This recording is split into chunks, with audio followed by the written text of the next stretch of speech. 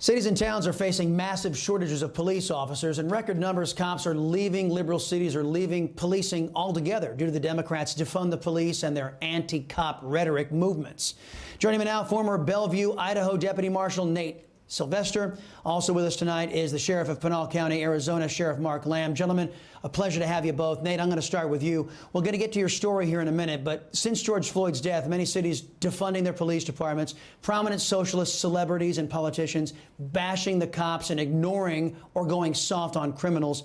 I'm hearing it's much worse out there than a lot of people know. What can you tell the folks?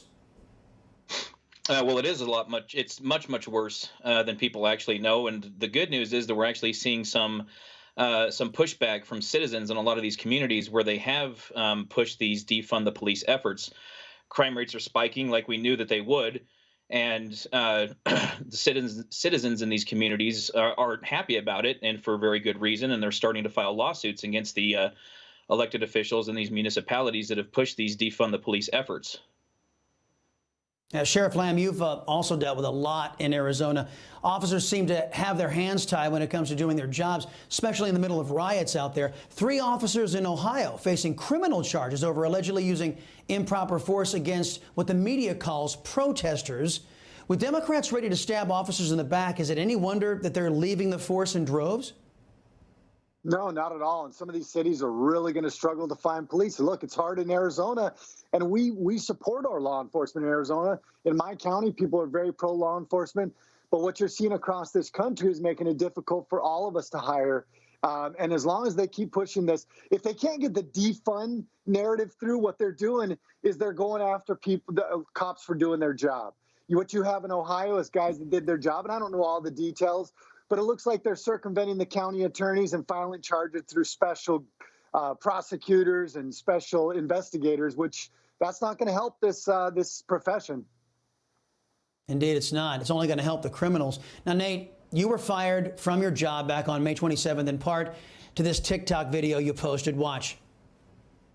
LeBron, hey, yeah, it's me again. Listen, I'm out here at this disturbance call, and there's a guy trying to stab another guy with a knife. What do you think I should do? Why does that matter? Okay, well, they're both black.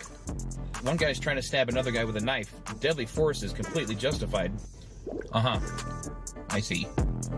So you don't care if a black person kills another black person, but you do care if a white cop kills a black person, even if he's doing it to save the life of another black person? I mean, it doesn't make a whole lot of sense, but then again, you are really good at basketball, so I guess I'll take your word for it. All right. Yep. Okay. All right. Thanks, LeBron. Michael Jordan's the GOAT. What? Nothing. I gotta go. Sorry, guys. You're on your own. Good luck. Oh, man, that was brilliant. Now, you were mocking commie lover LeBron James, and you were also defending your brothers in blue, a man who saved 1 or 2 black lives by shooting a knife-wielding black girl. Why did they fire you? Well, I was policing in a very liberal area, the city of Bellevue, Idaho. The mayor and city council members are registered Democrats, and they buy into this radicalism that's being pushed by the left, and especially the anti-police narrative. They're buying into it totally. And so when that LeBron James video went viral, they weren't happy about it. They learned that my political beliefs don't align with theirs, and they wanted me gone. Wow. Sheriff Lamb, you've had time to see Nate's story, as officers have all over this country.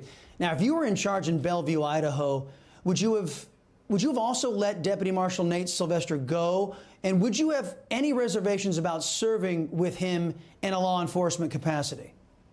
No, not at all. And I'm not smiling because you got let go, Nate. I'm smiling because that was a classic TikTok video.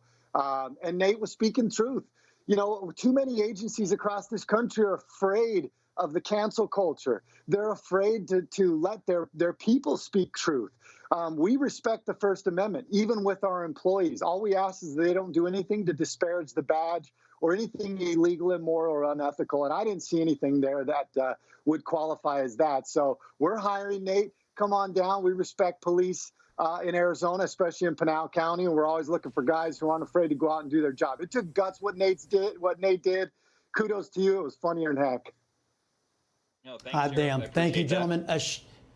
Sheriff Mark Lamb, Nate Silvester, guys, thank you for the service to the communities when liberals will let you do it. Appreciate it. Hey, I'm Rob Finnerty. Thanks for watching. If you enjoyed this video, please join the conversation in the comments below. Don't forget to subscribe, too. Hit the bell icon to be alerted to breaking news. And remember, there's a whole lot more on Newsmax TV, America's fastest growing cable news network. Newsmax TV, we're real news for real people.